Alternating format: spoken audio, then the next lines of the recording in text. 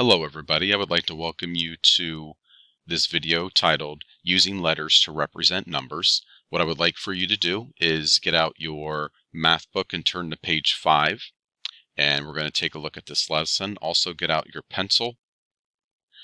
Now first of all, we're going to take a look at a few of the learning objectives for this video. First of all, we're going to look at how to use a letter to represent an unknown number. And then also, we're going to take a look at how to write simple algebraic expressions. Now, algebraic expressions may be something new that you may not know too much about. A couple things that go into an algebraic expression is a variable. All right, and then also a mathematical operation. There are some other things that go into an algebraic expression as well, but we're going to focus on those things for this lesson. So you can even see some of the key vocabulary: algebraic expression, a variable, and that is a letter that represents a number. It can be any number.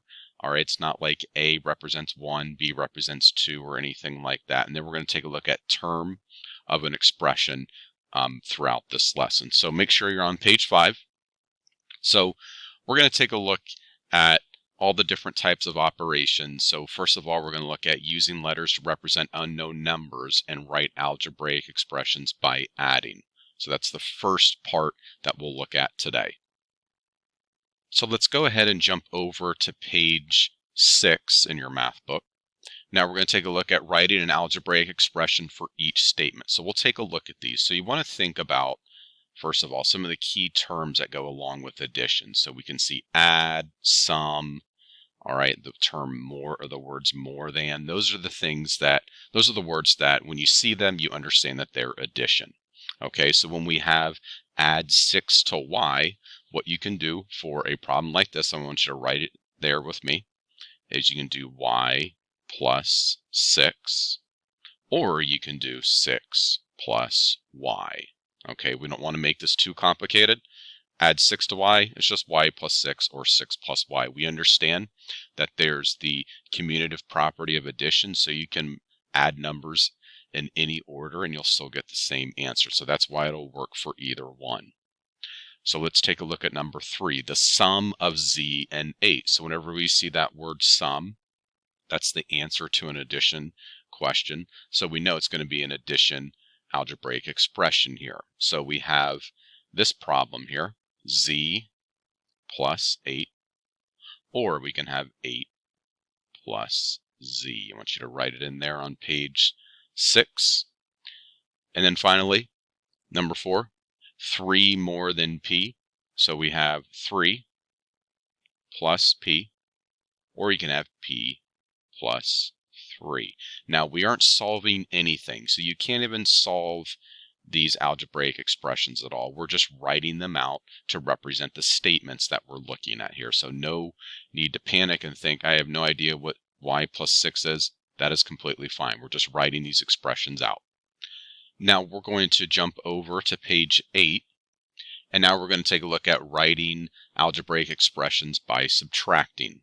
All right, so this is not as easy as the addition one because you do not have a commutative property of subtraction. So in other words, the way you subtract numbers, the order does matter. All right, so let's take a look at number 2. Now, it can be really easy to think about whenever you see these types of algebraic expressions that you have your 7 first, and then whatever variables next, or you write them in the order, and that's not the case. So you got to make sure you understand what they're asking. So we're having, number 2 is having us subtract 7 from z. So what that means is we need to have z first and take 7 away from it, just like that. Okay, so z minus 7. Why is that? Because we're taking 7 away from z. If we were taking z away from 7, then it would be z, or 7 minus z, but we're subtracting 7 from z. Next one, subtract b from 8. So what we have 8, and we're taking b away from it there.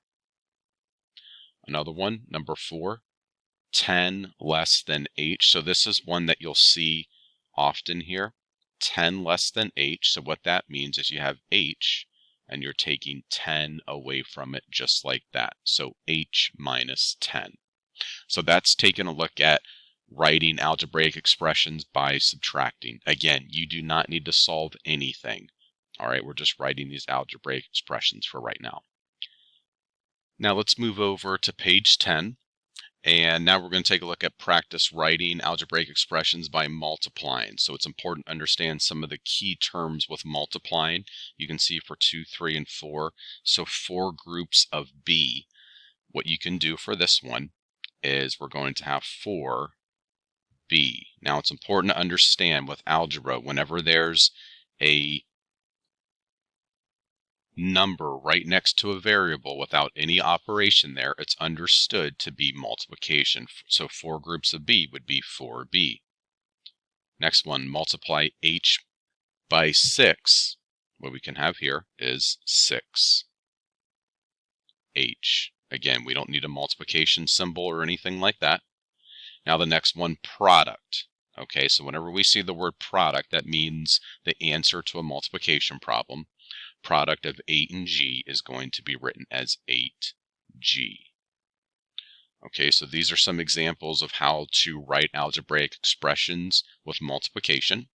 And now we're going to move on to division. So finally, we're going to take a look at writing algebraic expressions by dividing. So let's turn your book to page 12. And so we're going to take a look at number 2 on page 12. So it says divide n by 7. So what we're going to do is divide n by 7. So we'll just write it in fraction form, n over 7, just like this. Okay, so we have n and we're dividing it by 7. So again, with division, it's important how you write the order of your numbers and variables. Okay, there's not a commutative property of division, so you need to make sure everything's written in the correct order.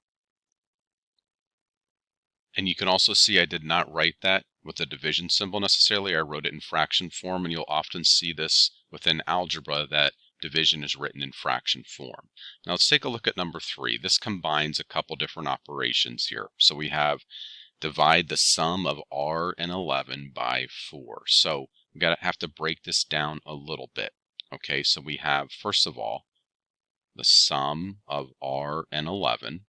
Okay, so what does that mean? That means we're adding R and 11. Okay, so we'll write that. And don't be confused that they said divide first.